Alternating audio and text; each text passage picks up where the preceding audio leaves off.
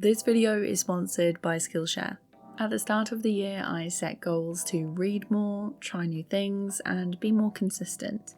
8 months later, I've read 15 books, taken a hand-building pottery class, a pottery wheel class, travelled to Berlin and attended my first ever animation festival, all while freelancing and trying my best to be social and not just work all the time. Of course, trying to do everything was never going to be sustainable long term, and so after 10 years of animating and 5 years of freelance, I quit. It took a while, but I finally accepted that I can't do the same thing over and over and expect a different result. So rather than try to do a dozen things and split my attention, I'll be focusing on just a couple, and unless it's a dream freelance project that I can't turn down, I'm excited and scared and nervous to say I'll be doing YouTube full time. Now, despite being asked for ID from Tesco delivery drivers, corner shops and security at bars, I'm actually 29 years old. I've always had this feeling, no matter how old I was, that I'm behind or too late to start the thing I want to do, and I'm not doing enough, and I'll never get to where I want to be, and blah blah blah. It's just absolute rubbish. I would never say that to someone else, so it's time I stop telling myself that.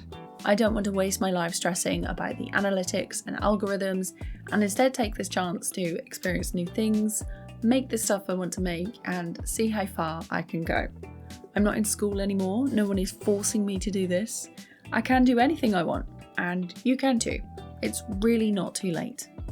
There is, of course, one big question a lot of people will have, and that's, without freelance, how am I going to pay for it? The answer is savings. Since I started freelancing, I'd put money aside to build up the fund.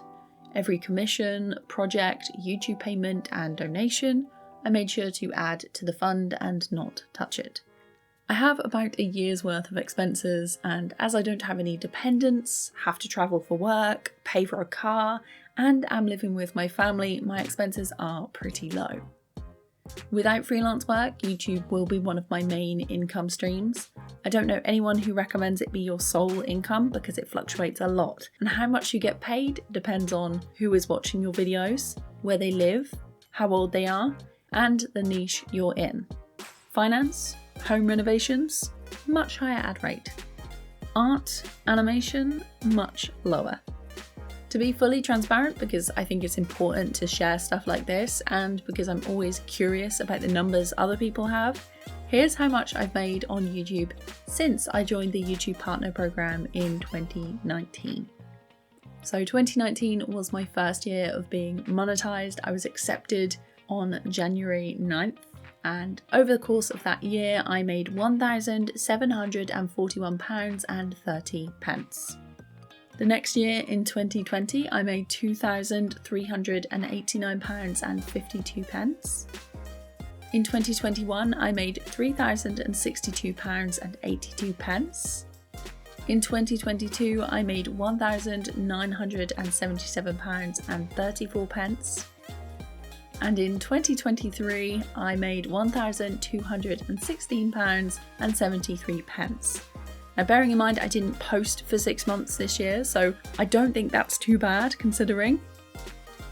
And this year, 2024, from January to end of July, I have made £757.64, which is about £100 a month. And again, I have taken quite a large break this year.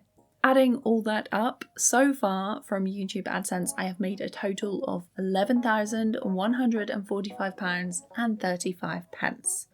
Let me know in the comments if that's more or less than you thought it would be. It's more than I ever thought I'd make from posting YouTube videos, and I never really expected to reach 1,000 subscribers, let alone nearly 70,000. Starting a YouTube channel has given me so many opportunities. I've met some amazing friends, worked on really cool projects, and had brands reach out to me because they saw my stuff and wanted to work with me, which still blows my mind. I recommend making a YouTube channel to pretty much everyone because while it is a lot of work, I really do believe it's one of the best things you can do to put your work out there.